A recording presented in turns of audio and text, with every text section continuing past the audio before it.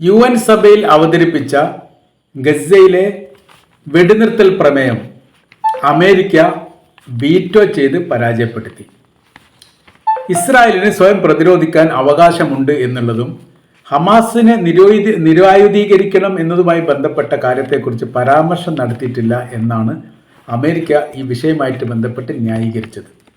ബ്രിട്ടന്, China, France, Russia 4 രാജ്യങ്ങൾ, veto പവറുള്ള 4 രാജ്യങ്ങൾ ഇതിന് പിന്തുണച്ചു. അതായത് ഗസയിൽ വെടിനിർത്തലും മാനുഷികമായിരിക്കുന്ന പരിഗണന കിട്ടണം, ഭക്ഷ്യധാന്യങ്ങൾ എത്തിക്കാനുള്ള സംവിധാനങ്ങൾ ഒരുക്കണം, സ്ഥിരവും അവസാനവുമായിരിക്കുന്ന യുദ്ധവിരാമമാണ് വേണ്ടത്. ഈ വിഷയമായിട്ട് ബന്ധപ്പെട്ട് അവതരിപ്പിച്ചതാണ് പ്രമേയം.